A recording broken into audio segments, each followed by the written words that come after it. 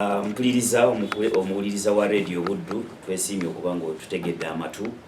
nga bulijjo nze Ajumaru era njagala okubeebaza okuba nga mulonzeewo eno ne mugiwuliriza. Olunaku olwaleero nga Radio Buddu tukyadde ku kitebe kya State House Anti-Corruption Unit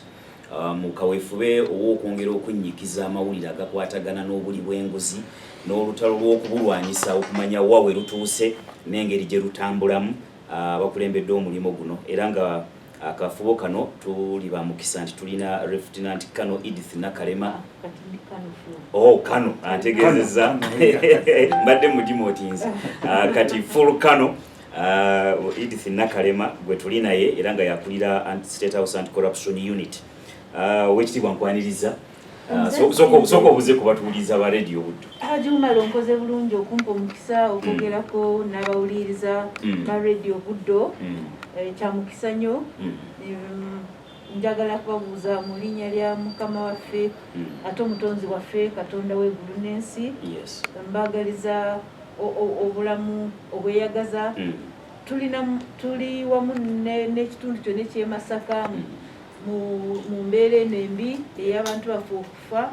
n'okuttibwa obubi naye ng'abali nze kanjogere kati ng'omu kwabo abali mu security ffenna tuli mu kukwatira awamu tulabe nti abatemu abo bakwatibwa ne bateekwa mu mbuga z'amateeka. Tusaasira nnyo amaka agafiiriddwa abantu baabwe abakadde baffe abo bonna abagenze n'abaana abato. Kituluma nnyo kitalo nnyo ddala naye nga tujja mutulaba amagye gali eyo poliisi yatandika dda baminisita gye bali ffenna nange eno gye ndi tugezaako okulaba nti tukola kyonna ekisoboka eddembe likomewo mu Masaka ne Uganda yonna. Weewaawo tweyanziza gwe ngaakulira State House Anti-Corruption Unit katutuukire ku kinyusi soko tuwe bikwata ku unit eno eriwo mu mateeka eriwo by appointment eriwo mwe mwagitondawo muri kitongole kya bwannakyewa literally twagala kumanya biki bikwata ku unit eno. Webale nnyo Ajumaru. State House Anti-Corruption Unit eriwo mu mateeka. Constitution ya Uganda eweereza president w'eggwanga obuyinza okuteekako office yonna wansi gw'amakago bwa president mu State House oba n'okutuma omuntu omukozi yenna akolera wansi we okumukolera ekyo okumukolera emirimu gy'aba ng'alina okukola egimu agikola nga ye directly oba n'atuma abo abali subordinate to him. Bwemba nandikinyolodde bulungi mu luzungu kubanga akawairo Article 99 1 of the Constitution of the Republic of Uganda yeweereza His Excellency the President powers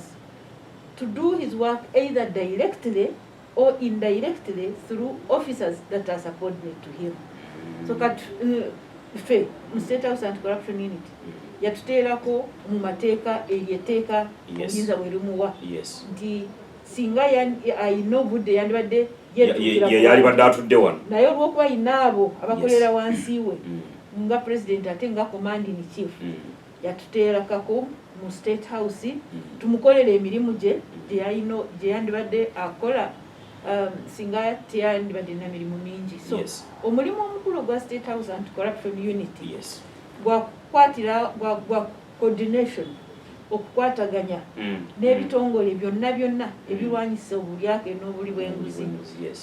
Byanguye nnyo emisango gy'abantu bonna gye baba bareportinze oba nga baloopye. Coordination y'omulimu omukulu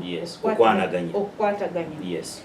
Naye yatwongerayo ekirala president w'eggwanga yandagira nze atejjukira nze antuma mu miringo ebiri antuma ng'omukozi eyakolerako mu State House naye ekikulu antuma nga commander in chief olw'okuba ndi mu magye commander in chief of all armed forces. Ate fe ab'amagye bwe bakuwa ekiragiro tobuuza bagamba tobuuza oyangwa mangu kubanga command bwe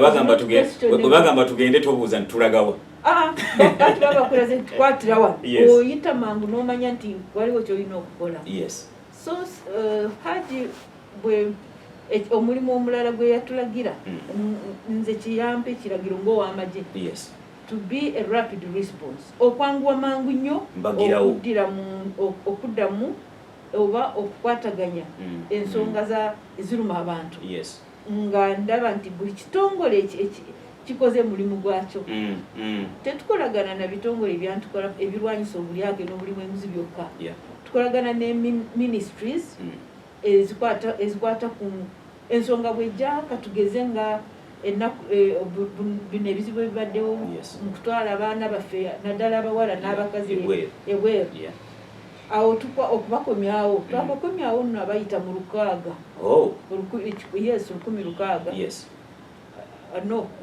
600 bayitamu awo tuba tulina okukwatagana ne ministry eya foreign affairs ministry ey'ensonga z'ebweru n'okukwatagana ne ministry eya labor and gender kubanga bakozi b'ekikola ky'abantu kubanga be bawandiika ebitongole ebyo ebitwala abantu bebabiwa license ne tukwataganira ne embassies ez'ebweru okulaba nga tukomyawo abantu baffe ababa nga babonabonereyo so tetukolagana na bitongole nti waliwo bye tutakolagana nabyo ne ministries ne departments ne agencies n'omuntu wa bulijjo so nti mu bufunze omulimu gwonna ogulimu interest y'eggwanga mu guyingiramu direct mangu nnyo tuguyingiramu direct nga tukolagana n'abo abakulirayo tutandikireyo n'ogamba oba minister permanent secretaries directors n'olaba nga ensonga z'omuntu ezimuluma zikoleddwako nga sinava tukola tutya tukola n'obwesi tukola nga tusinziira ku bantu kye baba batugambye kye baloopa tetusobola kuyingira mu musango nga teguze ewaffe president bwe yatuteekawo zaali nnaku 10 omwezi ogwa December 2018 10th of December 2018 is when State House Anti-Corruption Unit was launched officially lwe yagiggulawo mu butongole ng'ayimiridde ng'asinziira ekololo mu kisaawe ky'abawamuzi n'agamba nti Anti-Corruption Unit eno eze kuseesaamu gye ntaddeko ejje kuseesaamu omuliro ogubadde gugenda nga gukendeera mu kulwanyisa obulyake n'obuli bw'enguzi so tukwataganira wamu bulungi nnyo n'ebitongole byonna ebiri mu kulwanyisa enguzi n'obulyake ne ministries ne departments byonna ebya gavumenti ne courts zo ziri independent court z'amateeka naye zituyambye nnyo okulaba nga emisango gye tutwalayo gikolwako ate bagiwa nnyo attention kinkoze bulungi nti n'oyogera ekigambo kye nabadde sirowoozezzaako obedda naye nga nayagadde era nkibuuze naali njagala kubuuza nti corruption kyetuyita obuli bw'enguzi kyeki naye nga olina ekirala kyoyogedde nti obuli bw'enguzi n'obulyake kati oyongeddeko ekirala naye katusooke tutwale ekigambo corruption oba litwale kinga ekyagandawala bwe ngamba nti naye wano waliwo corruption nejjajja asobola okitegeera nti maybe waliwo sente zebabbye maybe waliwo bye bataakoze bulungi naye njagala tukyogere tukinnyonnyole mu bukugu mwenga abakugu then tukinnyonnyole ne mu ntegeera ey'omuntu wa bulijjo obulyake obubbi obunyunyuse obwogambye obuli bw'enguzi kyeki bwe tugamba nti buli bw'enguzi kyeki okukikwatira awamu nja kumenyamenyamu naye okukikwatira awamu mu professionalism any abuse of entrusted power is corruption bw'oba nga waweebwa obuyinza n'obusobozi okukulira ofisi yonna yonna kebe yawaggulu yabwa president kezibe zino za ministries buli ofisi yonna kasita abantu bagikukwasa ne bakwesigisa ofisi yonna n'ogikozesa obubi ogobe gwe ng'omuntu oganyulwe ng'omuntu obeera that is corruption ofisi yonna mw'otuula n'obwoba nno ng'okola ebibyo privately naye nga wasalawo okugamba nti nja kutunda ebintu bino mbiguze nja kutunda n'olyoka n'oleeta ate ebicupuli mu bizinesi yo katugambe ogambye nti nja kuba nga ntunda nja kubaleetera amata nga ngajja mu nja kuba nga mbawa fresh milk ate kati gwe n'ogenda ffe gye tuyita fresh milk kubanga kyewawandiika ku dduuka lyo gwe n'oba n'amata agamaze ennaku nnya lwoba osula ogafumba ate n'otulima nti fresh simanyi kyenandikozesa ekirungi naye nga bw'oba oli mu ofiisi oba mu buyinza bwonna abantu bwe bakuwa oba bwe wafuna mu mateeka gwe n'obukozesa okuyamba gwe n'ab'amaka go oba n'abooluganda n'ab'emikwano ekyo obwo buba bulyake oba oliddemu abantu olukwe oba obbye omanyi okuba si sente zokka oba ekintu ekikwatibwa fe abakozi ba office kati fe abalina abakozi b'abantu bayidawe abakozi ba gavumenti baba abakozi b'abantu kyekibayisa ba public bwe mbasize mu office ku lunaku olw'okukola buba bulyake kubanga gavumenti ensasula nzije nkole oweereza abantu ng'oweereza abantu kati gwe n'obeera wakati kasita nze ndi ku payroll ya gavumenti n'obwesijje n'obanzize kasita teryajja kumanya kasita emirimu nateekako abakozi abalala buli omu akola n'otomanya nti gwe omulimu gwo osasulwa okuba olina okulaba nti abakozi bewakwasibwa bakola olina okubalaba n'obalaga ekkubo buba bulyake buba bunyunyusi oba onyunyuta so corruption mu luzungu ate in summary it is the abuse of entrusted power for private gain okukozesa obubi obuyinza bw'olina okuganyulwamu gwe nga gwe oba naababo abakukwatako gwe b'oyagala kati bwengendamu oba endowooza eyo yonna ey'ekikugu esalwamu ebitundu bingiko mu kwabusinga office omwo mu kukozesa office obubi mubaamu okuleeta mu office ab'enganda n'ab'emikwano abatalina abisaanira abatasaanidde kubanga si musango nga Nakalema aleese omwana we eyasoma bwa engineer n'amukwasa mukulu w'enguuto nti omwana wange akole kubanga yakisoma ogwe teguba musango naye Nakalema bw'aleeta omwana we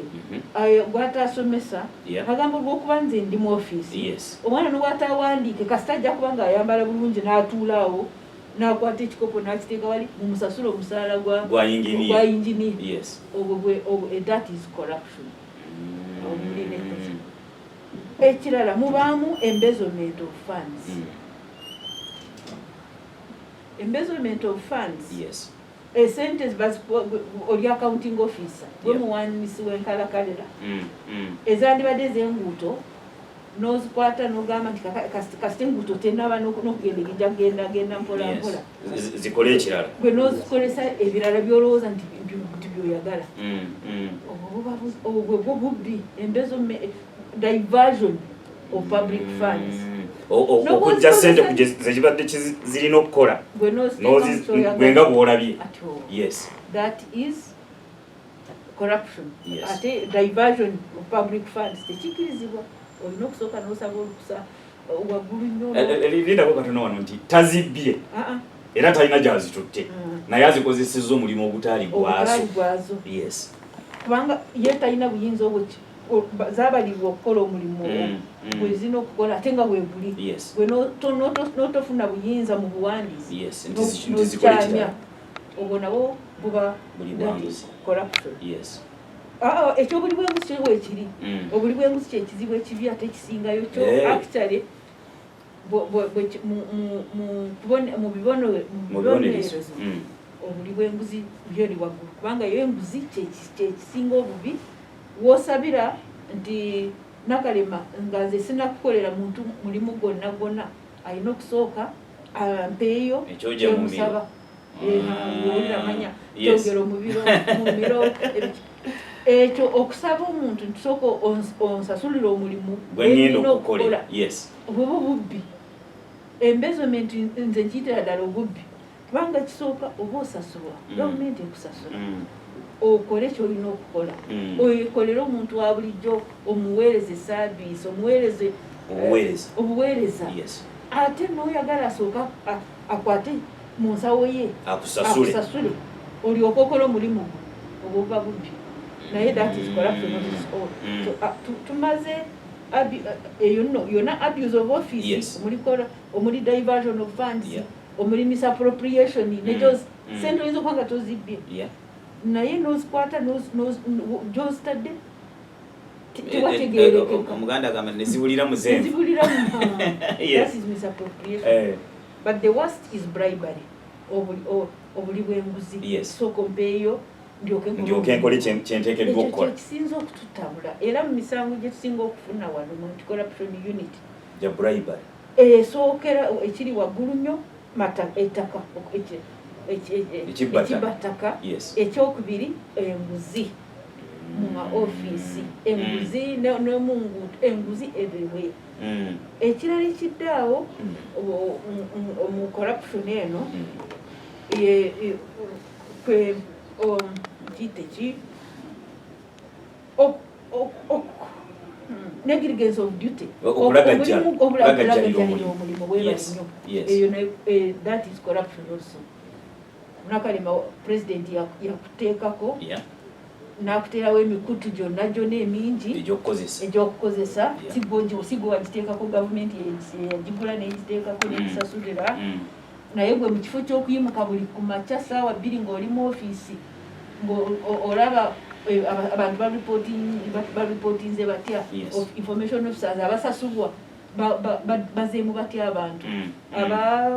abakolagana n'abamawulire bakoze ekiko olwo g'oli osoose mu supermarket olw'okuba osasulwa oli mu shopping ku makya ovudde mu office oyitidde mu saaluuni olunaku olwo emirimu giri awo tomanyi na bigenda mu maaso okulagajalira emirimu corruption. So ndowooza bwe ntyo wensobola okugimenya munaamu naye nga buli kintu kyonna ekyakukwasibwa bw'okikozesa obubi eri corruption ate bw'okibba ekyo obubbi bw'obubbi obusigala bubbi naye nabwo buli mu corruption ye corruption esinga okutwala ekitali kikyo mu bwenkyamu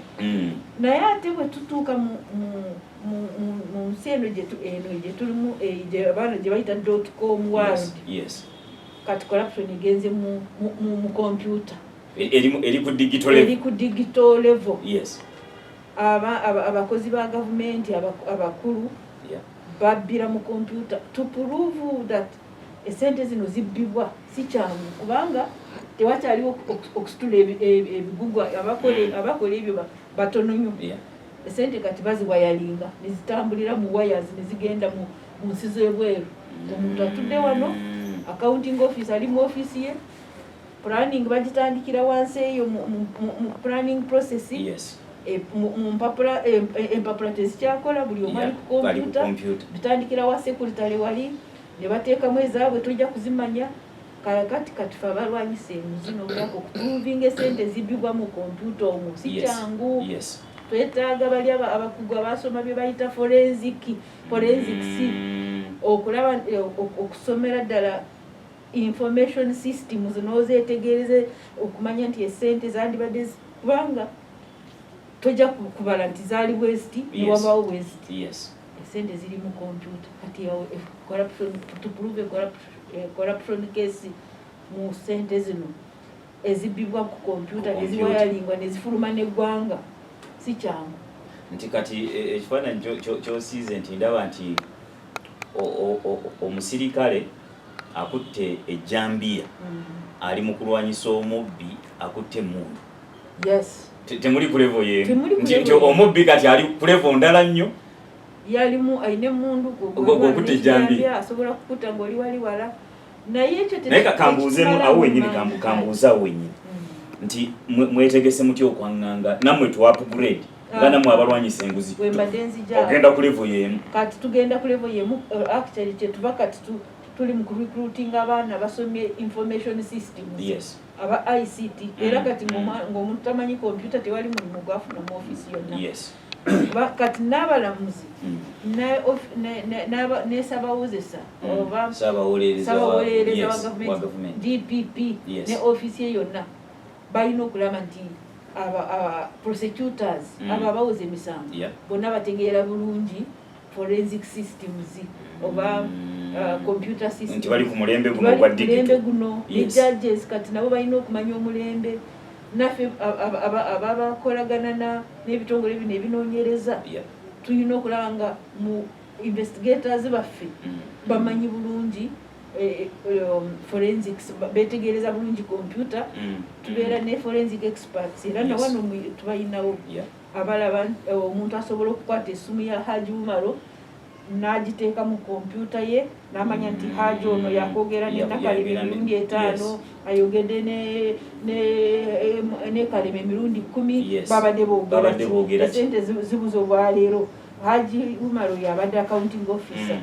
system ye lwaki esoma miliyoni 10 ate nga finance ebadde yakaweereza 10 ekyo ng'ate omusaala gwe era tebituuka so tulina wetuli ennaku zino okulaba nti tulina okufuna abaana be abantu abasomye information and technology okusoma systems bulungi okutuukagana n'omutindo gw'obubbi gwe tulwanyisa kati kyetuliko weewaawo omanyi omuntu bw'ayogera ku nguzi wano no wali interesting era ndowooza bannayuganda simanyi olinako wayogedde wali nga tetunajja ku mpewo n'ogamba nti information esinga gye tufuna yakwemulugunya abantu beemulugunya nze nenka nootinga ne ŋŋamba lwaki tewali aleeta mawulire naye nendowooza nti tuyinza okuba nga tetumanyi obuli bw'enguzi buno bw'olwanyisa oba bwe mulwanyisa bukosaani era bumukosa butya kati katukyawulemu emirundi ebiri tulabe gavumenti erina okuweereza obuweereza mu bantu obuli bw'enguzi bugikosa butya then n'abantu bennyini fe abantu ba bulijjo obuli bw'enguzi kubanga oli ayinza okugamba nti afande Nakalema yabbye biliyoni 4 saabuka mukazi mubbi tebinkwatako yazibbye mbadde nenda kulyako ekikomi you get it mpulira tindi wala nnyo I'm not connected with the 10 billion zeyabbye byabwe so tusooke tukyawule katusooke na gavumenti ekosebwa etya gavumenti ekosebwa nnyo abakozi baayo oba n'abo bakola mu private businesses nga babuzabuziza ensimbi economy oba ensawo ya gavumenti eggwanga terisobola kukulaakulana nga lijjudde ababbi kubanga ababbi abo bwe batwala nsimbi ze babbye mu nsawo za gavumenti ne bazikozesa ebyabwe nga bo ne bazimba amayumba gano zikalina zitulaba nga ziyimuka mu mbeera etali nnungi n'olaba nga omuntu kinoomu ali mu kuyuzimba kalina eyanguwa mangu ate nga gavumenti eyagala eyambe buli muntu ekisooka enkulakulana tebaawo kubanga wabaawo kyetuyita the gap between the rich and the poor widens nti omuwaatwa wakati w'abaavu n'abagagga gwongera okugaziwa ate nga ojja kusanga nga ababbi ababba ssente za gavumenti batono nnyo okusinziira ku abantu bonna ojja kusanga nga waliwo abagaga abatonotono abatasobola kukuzaakuza ggwanga lyonna wamu economy tejja kukula kuyimirira ku bano abatono kubanga abo abatono bye bakola bikosa bali abangi n'osanga abantu abo abangi bali mu bulumi bw'amaanyi esente zandibadde zibakolera amalwaliro kati nno nzijje ku omuntu abujjagamba nti oli Nakalema bw'ababbye nze kinkwatirawo wamubbi alyawo kimukwatawo olw'okuba essente zino omubbi akola mu gavumenti zaba atutte oba omuntu yenna zaba atutte n'azimbamu ebiyumba bye n'agula ebimotoka ne bijjula mu maka n'ebirala n'apaakinga mu mbuga awo ze ssente zandibadde ziteeka eddagala mu malwaliro omuntu yenna n'agenda n'obujjanjabi obw'obwereere ze ssente zandibadde zirongoosa amasomero oba zizimba amasomero abaana baffe ne basomera mu mbeera ennungi eyeeyagaza ze ssente zandibadde zikola ku nguuto kale kati gavumenti enguuto yakola nyingi nnyo naye community roads zinguuto ez'omu byalo ne zijjayo amatooka ago ne zijjayo emyanyi ne zijjayo ezo tezijja kukolebwa olwabo abatono nnyo abalowooza nti bo bagagga naye nabo abo ababba nabo bubaamu obutamanya kubanga bwabba sente n'azimba zikalina nga bwe yezimbira n'ebimotoka ebyo n'apaakinga awaka ebinene n'ebitono buli kika n'atamanya nti ayina omukadde weeyo mu kyalo oba ayinayo abooluganda n'ab'emikwano mu byalo eyo abajja kulwala ne bafa baddukire mu malwaliro gali katonda abasaasire naye abamu ne bafa bano bamulekwa be balese nga tebasomeseza bajja kujja bamubbe ku ebyo byapaakinga awaka okiraba so corruption ekwata ku buli omu bw'oba nnyingi esente ozimbye ekiyumba kyo zandibadde ez'enguuto ekimotoka ekyo kyoguze mu sente enzibbe ojja kufiira ku luguuto luno olutaakolebwa olw'esente zewabba oli mu kimotoka ekyo esente wazigula wazibba n'ogenda n'ogula n'ovugira ku nguuto oyogedde n'onzijukiza kasitole wande nagenda mu zoo wano Entebbe kati nali nina mundowooza busente butono nengulawo ekisigundi kya splash n'ekindaazi ngende munda nambule mba nakatambula sitepu 2 enkima nejja nenyakulako abasajja ne baseka nekwata ku mutwe ne bagamba oba oyagala kulya ebindaazi genda ogule bingi n'enkima oziwe zijja kudduka zigende then you eat in peace ngamba kitegeeza kati nze mbadde nekkusa naye ng'ebisolo byenziza okulaba biyala kati yes I'm just affected because sibifuddeeko so kati okanzijukiza nti gwe ne bonna obba n'ogaggawala but you are at risk. You are at a very high risk. Ekimotoka ekyo ekisitowa kyoguze kirandi cruise oba bikinze n'ebika by'emmotoka ennyingi sibimanyi kijja kujja ku luguuto luno olw'essente ze wabba n'otomererawo n'ab'amakaago God forbid naye muyinza okusaanira waawo olw'essente gwe ze mwabba ne mulowooza nti mwe muli bagagga nnyo naye muba mutta abantu bangi abataafuna eddagala mu malwaliro abaana bataasome bulungi mu masomero ga UPE gavumenti gye yateekako olw'okuba abaafuna omukisa ne muyingira ofiisi muli mu kubba mubukozesezza kubba bubi eggwanga terisobola kukulaakulana nga lijjudde nga corruption ekyali waggulu kubanga abantu abangi baba nga tebayina abayina be batono n'emisolo gye basasula abali mu bizinesi ziba ntono nnyo olw'okuba batono nabo naye n'ekirala ate ekisinga obubi omuntu yenna atwala ekitali kikye aba alumya oyo eyandibadde akiganyibwamu tekiba nakyamukisa nze omuntu abba sente za gavumenti oba ezandiyambye abantu bonna kumusaasira baba beteekako ekikolimo kyamaanyi oyinza okubba ensente n'otwala abaana bo bagende basome bweru ng'esente enzibbe n'oleka wano abaana zewabba zalizimbye amasomero amangi abaana bajja kutuuka eyo olw'okuba nabo essente zewabatwaza bo balabirawo ebisente olina bingi tebajja nakusoma no bakwate kuba nabo tebaziwa vali bajja kutuuka ebegendere mu drugs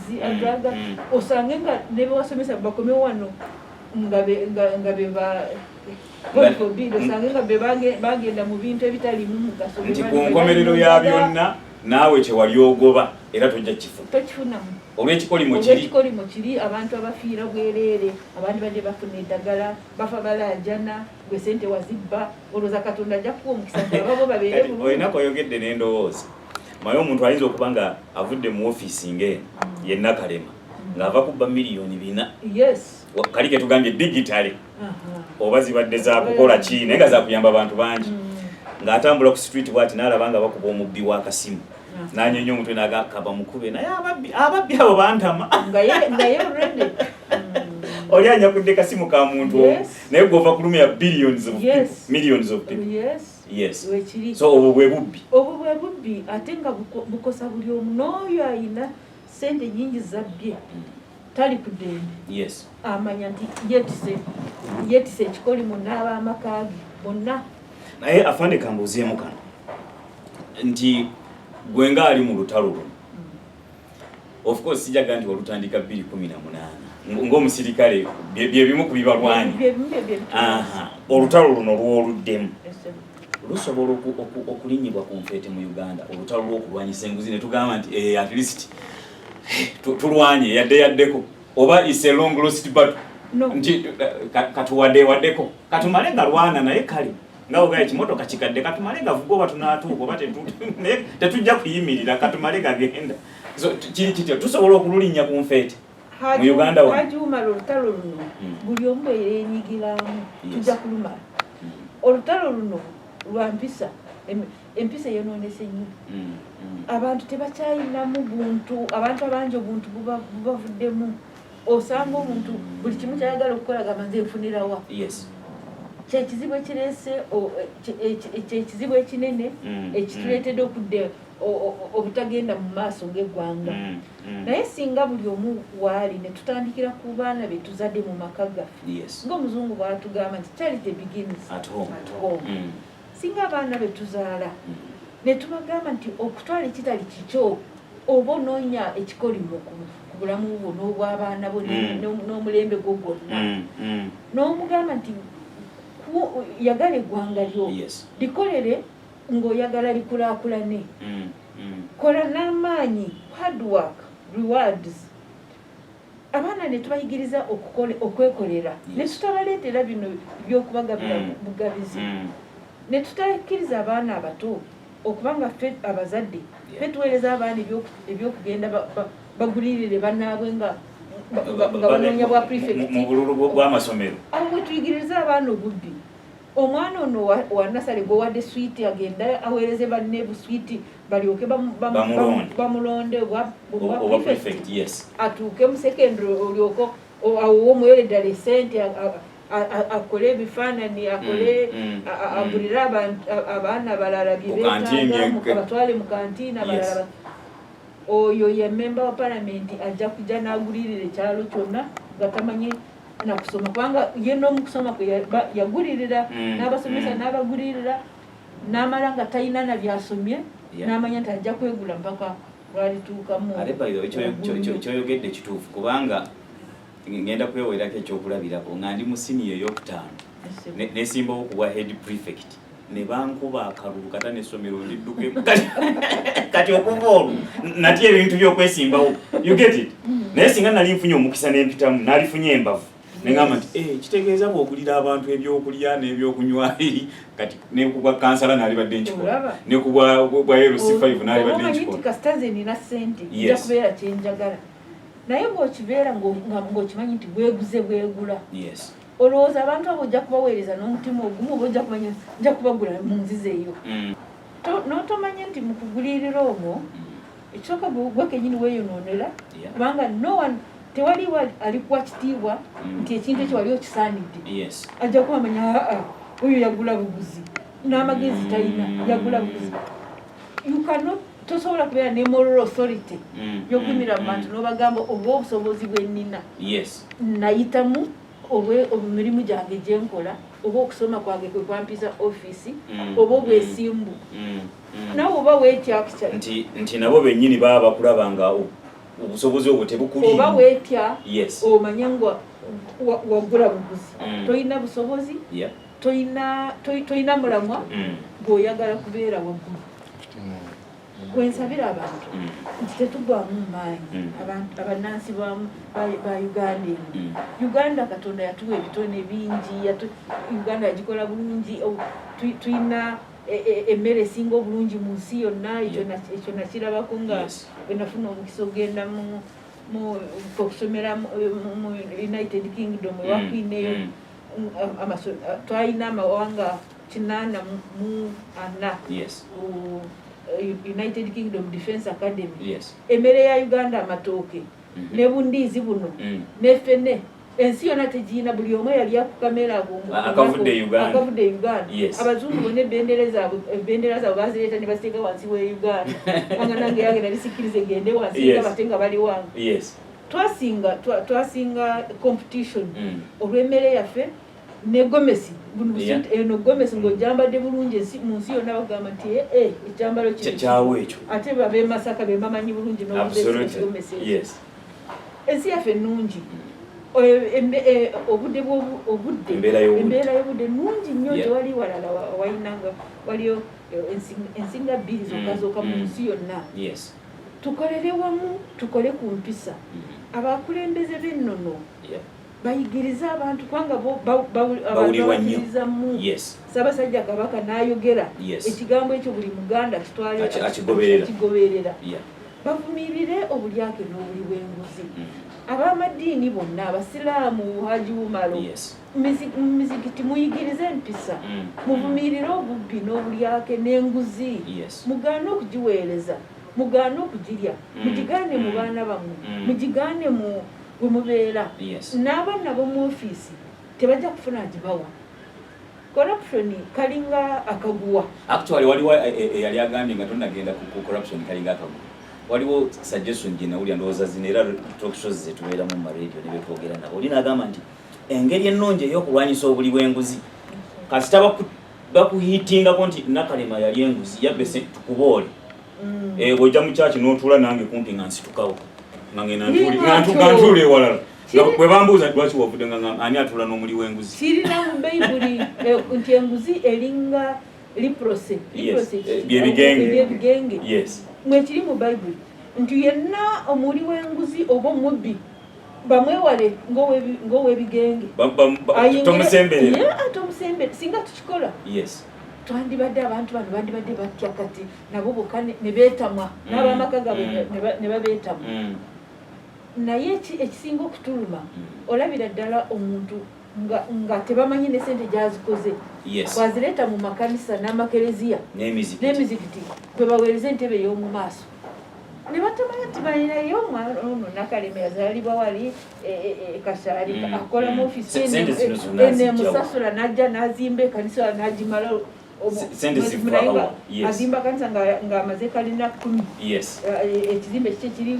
waggula eyo atandika bekanisa mubaweeyo miliyoni 10 ne bateebuuza ye yazijjawa ne batandika okwekimu ky'ekumi aweereza miliyoni 50 awedde kimu ky'ekumi miliyoni 50 anti aba yabbye miliyoni 5 noweebuuza nti abantu abakulira amadiini bano lwaki tebagaana sente zino ezivudde mu mikono emibi ne bazibatamisa nabo ne bagamba nti bwe naziba ekereziya emizikiti n'amakanisa sijja kukirizibwamu newe nagenda ku lumbe oba embaga yonna abantu bajja kuba nga banewala okulyawo banaalemererwa ne bafunamu akafansonyi era kituyambye nnyo abamawulire kambeebaza era Radio Buddo nga mutukoze bulungi Radio Buddo kuba abamawulire mutuyambye nnyo mu lutalo luno oba muboogerako bwe tuba tubakutte ne mubalaga tubasanguza era nabo ne bawulira bubi kyekintu ekimu ekisinza okuyamba anti-corruption unit eno gyengulira State House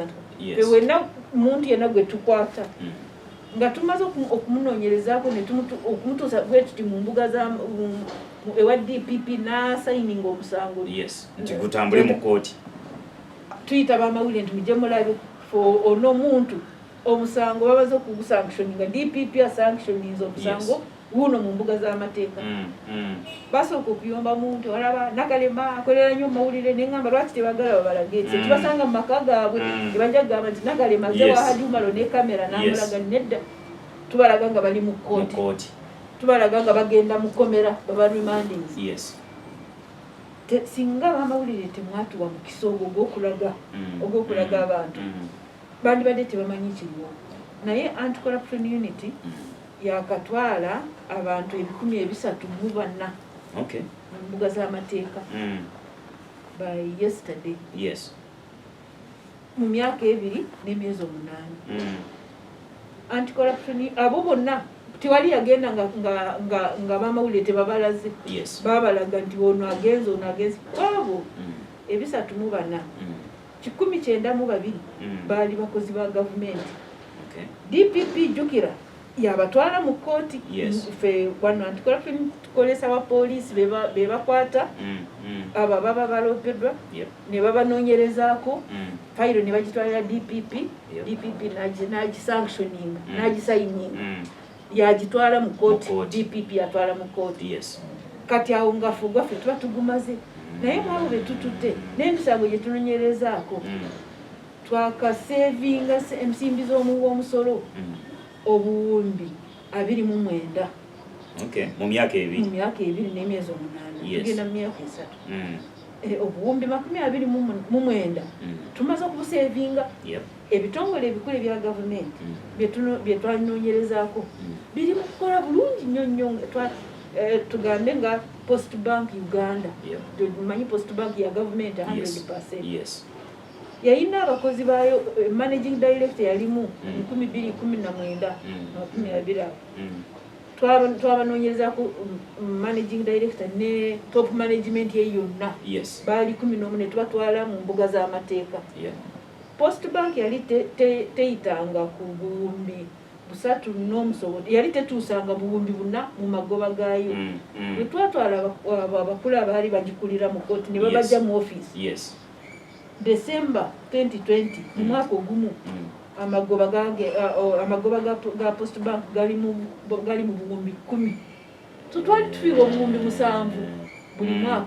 oba n'okuyitamu kiraba. Ekitongole kya NAGRIC eri wansi wa Ministry of Agriculture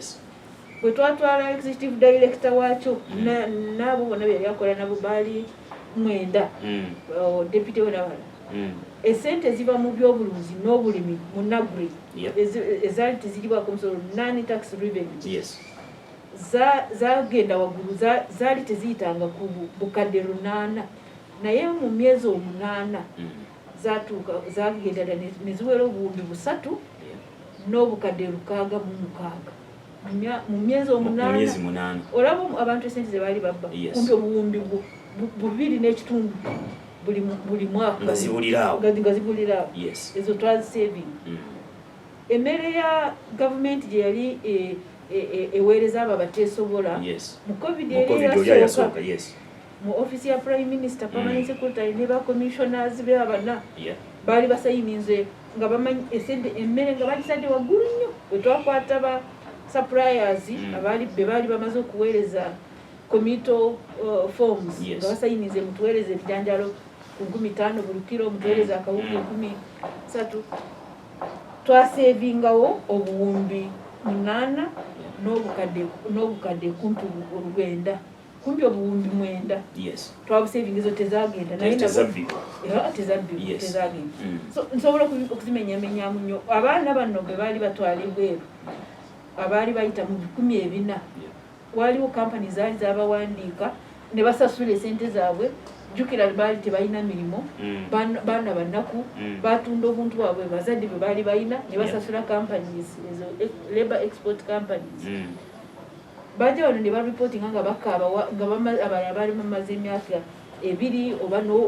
n'omusobo nga tebabatutte ate nga n'esente tebazibaddiza. Twakwata directors abamu aba labor export companies omwali neeyo gye bayita Middle East consultancy twabakwata directors ne tubatwala mu kooti bakomyawo akawumbi kamu n'obukadde 5 ezibaddiza abaana abo nga tumaze okukwata directors nabo ne tubatwala mu criminal division of the High Court waliwo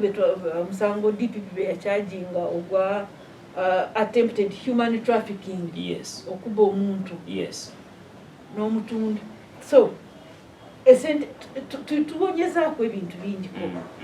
mu local governments mu districts bakaawo ne batawunikirako betwakatwala mu makomera bayita mu 25 That's almost more than a quarter of the district. Yes. Naye namwe twali recovering ensimbi ezigenda mu ensimbi zonna ze ba recovering ziyitira mu kye bayita pre-bargain alabira ddala mu musango tajja kuguwona n'agamba DPP nze kankomyewo ensimbi zino ezaabwe zivudde mu local government zigenda nazo mu bukadde ebina omwali ejjinja takukira ejjinja omwali mukedde sijjukira endala naye nga twazikola eyali akulira ekitongole kya Rotary and Gaming bwe twamutwala mu kkooti bakomyawo obukadde 708 kashi kubanga baali beekobanya n'abakozi ba Imperial Royal Hotel kati bwe balaba nga abakozi bali mukama wa hotel we yalaba nga obujulizi bwe buli yo sente bazikomyawo kashi ne tubalagira mu stwalire ddala mu finance mutuleetere receipt bera bazitwalira permanent secretary treasury n'atuwa receipt yaffe ensimbi z'omusolo neziddayo mu ggwanika ly'eggwanga naye bo bakyali mu kooti aba Rotary and Gaming so waliwo ekikolebwa abantu temuggwamu mu maanyi abantu muyimuke tukolere wamu muloope emisango ate mukkirize okujulira abantu tubasinga emisango gibasinga mu ofisi za gavumenti mwaba bali mu kkooti 39 emisango emaze okubasinga abakozi ba gavumenti abali bakozi ba gavumenti tebaliddamu kukolera gavumenti okumala emyaka 10 temulaba nti tugenda tutambula mwaka genda singa buli omu ayimukiramu nsuubira olutalo lw'obulyanke n'obuli bw'enguzi tujja kulumayo awo wenyini wembadde njagala okubuuliza nti bino byonna gye tusobodde okutuukako mu lutalo luno olowooza nti tulina amateeka amalungi agamala oba waliwo nammwe omutuuka ne mugamba naye singa etteeka libadde lituwa obuyinza tubadde tujja kukola bwe tuti as in ne mulaba somehow nti etteeka lino liraakingamu little bit rainsing because of the way it was drafted and the way it is kiri kiti amateeka go galyoke oba nago geeta gutunulwa kati Haji nze siina buyinza obunatuula wano naawe neŋŋamba nti etteeka lino kubanga obuyinza saabwa obuyinza obwo ababuyina be bamemba ba parliament the legislators naye fe abali mu lutalo luno kyetusaba abo abakola laws abakola amateeka bagezeeko nnyo balabe nti ekiragiro kya n'abo bagateeka mu nkola anti waliwo abagakola n'abagateeka mu nkola naddala kootisi njagala kwebaza wano ku mpewo njagala kwebaza omulamuzi akulira Anti-Corruption Division of the High Court bamuyita His Lordship Justice Lawrence Gidudu yakasala omusango ogwa ono yali mu public service erinnya yerabidde naye yamusalira omusango n'agamba n'ebintu bye byeyali abbye byonna babijjeyo recovery of ill-gotten wealth and freezing of ill-gotten assets etteeka eryo singa buli abalamuzi beeyongera amaanyi okuliteeka mu nkola kyanditukoze bulungi nti oli abbe ng'amanyi nti we bankwatira babitwala ebintu byonna babitwala gavumenti n'ebyereddiza n'ebikolesa ebiyamba omuwi w'omusolo nze awo wempulira nga twandyetaaze nnyo nti ekiragiro kya recovery of ill-gotten wealth and assets and freezing all assets singa kikola ng'omuntu yakakwatibwa n'ebintu bye ne babyataakinga ne bitagwegenda mu maaso okukola amagoba nga omusango bwe gumusalirwa gavumenti ebyo ebyeddiza n'ebitunda n'ekolera abantu naye kati ekikyali buzibu nti omuntu ebintu byaba nabyo mpaka omusango bwe guli musingira ate mulimu nti ate tebajja kukwata ku bintu olw'okuba omuntu ali mukomera awo wakyalimu akantu tutunuleko ku bibonerezo waliwo amawanga ge tuwulira obuwulizi nga bagatuwanira nga China nti n'okwata ku ssente z'omuwi w'omusolo ne bakukwata bekapa ng'eyiyo bavuunika bakuttirawo wane ebibonerezo byaffe bya myezi 8 myaka 10 anti kati era nga bwe nkugambye ate lwaki mbuuziza ekyo afandi nti bw'otambulako mu bantu nga kaliko yogedde nti morale empisa eggwanga litwale tuyinga ezituweddemu oli agamba nti nziba akawumbi aka ne bansiba emyaka 10 nembayo neneyaga kati ekyokunsiba nga nzibya akawumbi kindya ekyo nakyo kitutamafe nga babirimu yes twandyagadde nnyo nti omuntu ng'akwatiddwa ebintu byaba abbye bigende mu mikono gya gavumenti yes no omusango nobwaliba naye omuntu abbye ye omusango talina wagwonera ng'olwedde ebintu ebiri yes ebyo yabbaga biraga twandyagadde nnyo nti ebintu byonna ebyabbibwa oba ebyo omuntu byaba alina nga yabijja mu bulyake byandibadde bikomawo mu nsawo ya gavumenti oba byandibadde bidda mu mikono gya gavumenti naye obuyinza tetulina obwo wetusanga obuzibu obulala mu byamateeka prolonged litigation okukoza omusango ne gumala obudde buwanvu abantu bemulugunya n'okwegamba naye omuntu ono eyakwatibwa omusango gwakirawa waliwo n'ababeera ku bond ku bail polisi yo bagiweereza only 48 hours bwe ziggwa mulina okumuwa polisi bond oyo naddayo ekyo nakyo kino kiragiro kyakutunirwamu abo abalina obuyinza aba palamenti kooti erina obuyinza bwayo ne suspect ayina rights okuweebwa bail I don't know whether it's a law or a saying someone is innocent until proved guilty. That's a law, by it's a law which is disturbing. Kwanga okwatiddwa ngobbi nebakugamba mbu ojja kubeera innocent okutuusa omusango gweri kusingira awo enjagalire etteeka eryaba the French Francfort bo bagamba olina omusango oligirite mpaka lwokakasa nti ogulina gwere tokukakafu omuntu kyenandyagadde kubanga erya corruption bino tewali muntu ng'atuuse mu kooti mbu talina musango gubaawo singa tulina ekyo ekiragiro ekigamba nti you are guilty until you prove that you are innocent kyandibadde maybe kyangu okugendeza naye sijja mu kugenda mu kwemulugunya nze njagala kuzzaamu abantu essuubi nti nabano abeeyita innocent until proved guilty era bajja kuprovingirwa nti bali guilty kubanga bye babbye bibaawo obujulizi bwe bubaawo ajja kubeera guilty. Twogedde wetwadde twogera nga tutandika wali wayogedde ku kyokukwanaganya unity ekwanaganya ebitongole byonna ebiri mu mulimu guno ogw'okulwanyisa obuli bw'enguzi.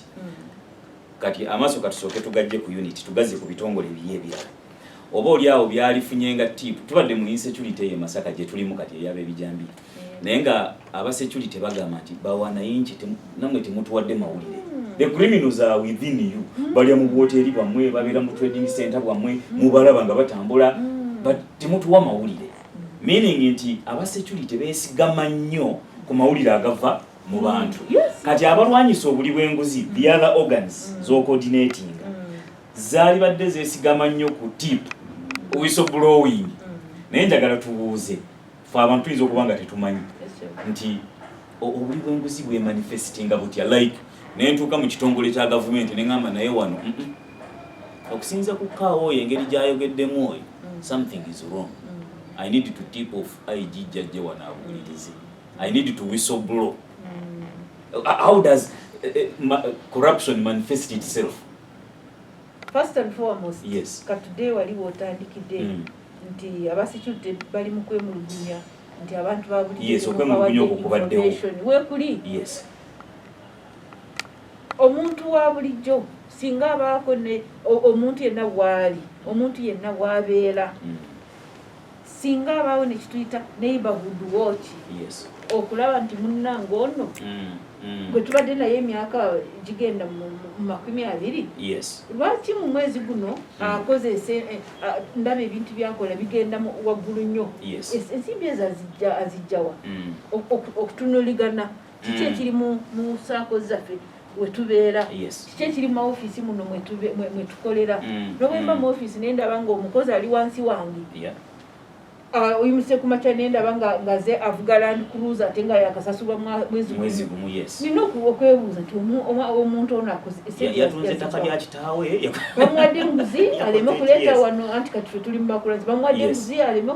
okubaako omusango nagunoonyerezaako bw'aba mwaba abanoonyereza bw'abeera mu call center oba mu information officer n'olaba nga ayimuse ku makya najja ng'avuga Prado ate ng'omusaala gw'ogumanyi oza nti ono kirabika waliwo bye bamuripotingira naddala n'abagamba temwagala kikoma ku nze actually kibaddeko waliwo ababadde bagezaako okugulirira investigators baffe bajja ba investigators mukama yankola bulungi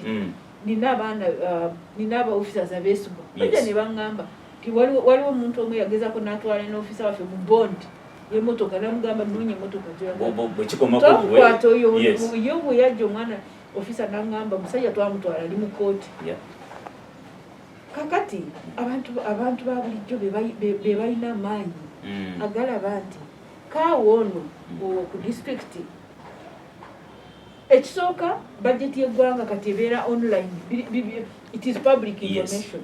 Omuntu yenna asobola ng'alina omwana asomye oba nga ye kennyini oba owooluganda oba neighbor asobola kugenda ku mikutu gwa finance n'ateekamu ekigambo Masaka district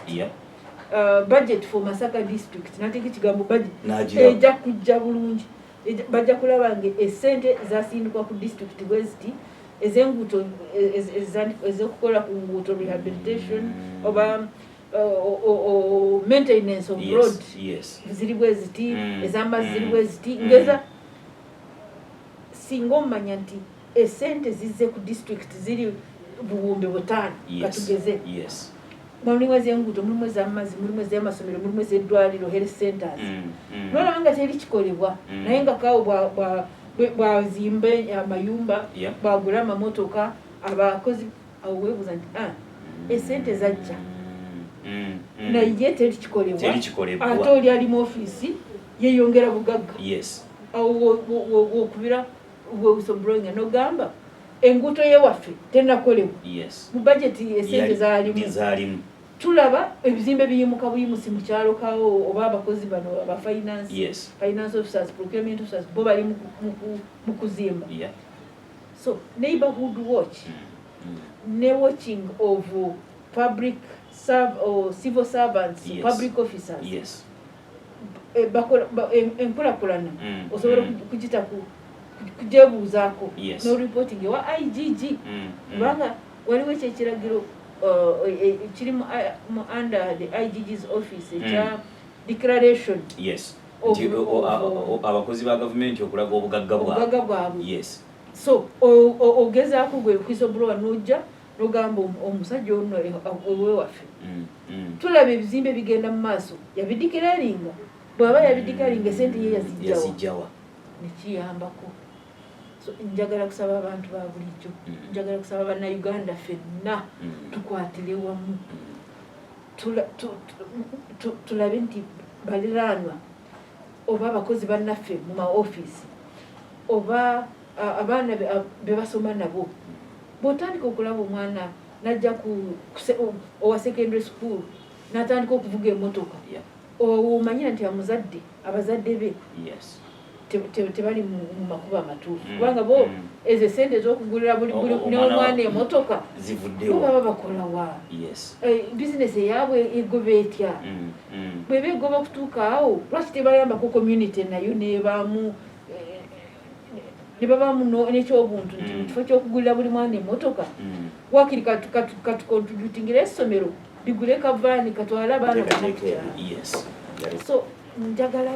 kusaba abatuwuliriza bonna nti buli muzadde ne constitution ya Uganda nga sineerabira constitution article 17 1 of the constitution gives every citizen a right or an obligation to combat wastage of public resources. Buli munansi alina obuyinza okuyimiriza okwonoona n'okubba ebintu bya gavumenti oba ebintu by'eggwanga eby'abantu. So tugezeeko abazadde tulabe nti abaana tubasaamu empisa, tubatiise ekibi, tubatiise tubaggyemu n'obugayaavu bayiga okukola. Omuntu bw'aba amanyi okukolesa emikono gye n'omutwe gwe tajja kulowooleza mu kubba, ajja kulowooleza mu kuyiiya ekinamuyamba okukola sente oba ensimbi ze yeetaaga. Naye tugenze ne tulera abaana, tubavuga mu mamotoka ne tubatuusa ku masomero, amasomero ne tubaweereza buli kimu kyonna kye baagala. Abaana emitwe neekola nga temuli kantu, temuli buyiiya, temuli kumanya nti tosaanidde okufuna byotokoledde. Oyino ne Bayibuli etugamba ataakola aleme okulya taalyenga. Kyandibadde ekyo, naye katusabe Katonda nti tujja kukolera awamu omutindo omuto, abaana abato tubagaanise ekibi. Abakulu abamaze okubba abo tujja kubakwata, tubakole tubaisolating mu societies zaffe, mu families zaffe, babulaabule nabo bennenye oba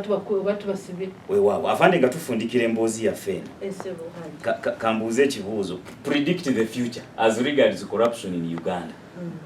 The future teriko kikomo, oba ogamba the future of tomorrow oba 10 years to come oba 20, but tusigire ekifaananyi ky'obuli bw'enguzi mu Uganda y'enkya. Nze nina essuubi nti Uganda y'enkya ejja kuba nnungi, kubanga Uganda we tugenda tuli ku the path of development. Singa korona eno n'obutemu tebyeyongere ne bitubako obulamu, Uganda we are on the path of development olw'okuba oyiro yaffe ejja, amafuta bwe gajja, nga bano ababbi ababadde babba ensimbi za gavumenti nga tumaze okubakwata, nga we tuli tukyabanoonya, gajja kuyambira ddala ikonomi yaffe oba enfuna z'eggwanga ejja kukula. Si mafuta gokka, factories zizimbibwa buli lunaku. Singa ogenda Namamve n'olaba ekiriyo, si olaba Kayoola kati basi zikolerwa, zijja kutandika okukolerwa wano. Nze ndabira ddala future ya Uganda ng'eri walungi. Kyensaba Katonda n'ensaba bonna bakkiririza mu Katonda tusabe wamu, tusabe obulamu obulungi, kubanga obulamu bwo buli mu mikono gya Katonda yekka. Naye nga Katonda atuwadde obulamu n'amagezi, Uganda ejja kuba bulungi. Tweyanziza nnyo ampuliriza afande Nakalema, nja kwebaza olwakadde kano k'otuwadde okusomesa eggwanga ku bikwatagana n'obuli bw'enguzi n'olutalo lwonna nga bwe luyimiridde. Ate era naffe katweyame nti olutalo tujja kukukwatizaako mu busobozi bwaffe nga omukutu gw'amawulire okusobola okwenyigira mu lutalo luno. Wonna w'oba otwagalidde tujja kubangawo, era tweyanziza nnyo olwakadde kano. Ampuliriza tubadde ne Kano Judith Nakalema kulira ekitongole ekya State House and Corruption Unit. Tubadde twogera ku lutalo lw'okulwanyisa obuli bw'enguzi mu ggwanga lyattu Uganda. Kale eno ye Radio Buddu ey'omuntu wa bulijjo, temuvaawo. Mwebale nnyo okutuuliriza. Weewaawo.